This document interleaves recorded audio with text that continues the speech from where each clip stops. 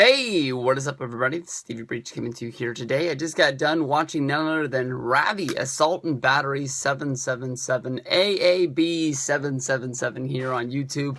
And also on my schedule today is make a video response to Gemini 888. It's like the good old YWC 2010 all over again. If only we can get freaking 88 to make a video, we could get something going. But honestly, Ravi made a video talking about WrestleMania 32 matches, and this really fits in with what's going on today with today's exclusive Cowboys Club WrestleMania pre-sale.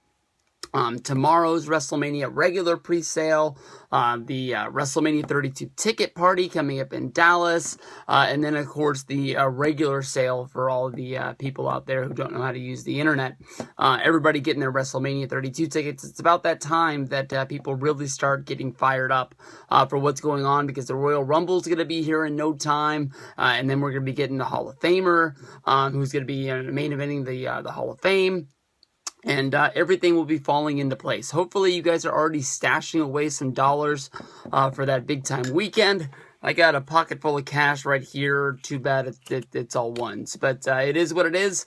But in Ravi's video, he gave us 4 matches that he's hoping for to happen at this year's WrestleMania 32. Stone Cold Steve Austin versus Brock Lesnar, John Cena versus The Undertaker, The Shield 3-way, and Triple H versus The Rock. I honestly don't think that these matches are going to take place at WrestleMania this year. Honestly, I would see Seth Rollins versus Triple H happening as a match that's going to be going down. Honestly, when it comes to Stone Cold Steve Austin, I think we've all talked about this 1,000 times. Ravi talks about the fact that Stone Cold Steve Austin has turned down the rumor that he's going to be fighting at WrestleMania 32 so many times that he's lying. And that he is going to be coming out and he is going to be having a match. Honestly, in my mind, Stone Cold Steve Austin isn't walking through that door. Maybe he's the guest host. Maybe he's a special guest referee. Maybe he's a special guest timekeeper. Maybe he's some kind of outside enforcer. But no way do I see Stone Cold Steve Austin getting into the ring. It's been way too long since WrestleMania 19. Honestly, I think that if Austin gets into the ring, he has everything to lose and nothing to gain. If he goes in there and gives an awesome WrestleMania moment-style match, people are going to be wondering at WrestleMania 33, is Austin going to come back and wrestle again? If Austin has a bad match, people are going to be, not saying that it was their fault for making sure that Stone Cold Steve Austin came back and wrestled. They're going to be saying that, why did Stone Cold do it? Not that, they, tweeted him day after day, trying to get this into his mind that the fans wanted to see this. They'll turn on him in an instant. And in a match with Austin having going into the ring against Brock Lesnar, this is the match where Brock is going to be, picking up and suplexing, picking up and just tossing, and just all the beat up and the brutality on Stone Cold Steve Austin's body. And I know, I just don't think he needs to go through that. Austin had a great career. Maybe, it didn't go as long as he wanted it to. Maybe he could have got another 2. Maybe he would have got another 3 years out of the whole deal. But Austin's done enough. I don't really see him getting back into there. It's like the people that are clamoring for Hulk Hogan to come back and have one more match. It just doesn't make a whole lot of sense. Cena versus Taker honestly is a very good match in my mind, especially when it comes to hopefully Undertaker having his last match, and then also John Cena sort of moving on into this probably Undertaker style of role where John Cena is not going to be wrestling as much, even though this year it seems like, Undertaker's been on almost every single pay-per-view from Battleground on, that we can't get around having another Undertaker match, and we got used to really only having Taker wrestle once a year since WrestleMania 27. The Shield 3-way is one that I really liked, especially with your thoughts on Dean Ambrose winning the Royal Rumble, and then, having Ambrose versus Rollins, and then somehow finding a way for Reigns to get in there, especially maybe if you can go through with the Dean Ambrose turning on Roman Reigns. Maybe they pulled this off instead of doing it at Survivor Series like a lot of people are thinking.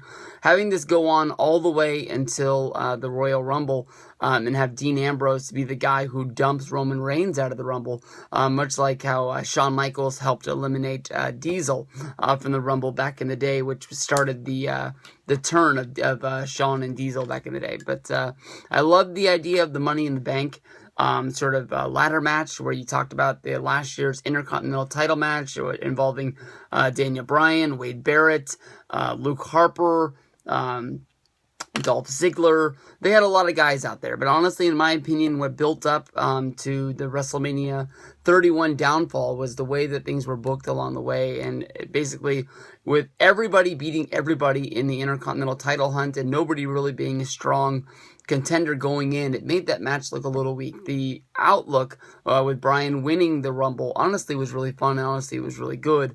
But I didn't like the way that just nobody was able to get 2 wins in a row on the way. You know, R-Truth got a win here.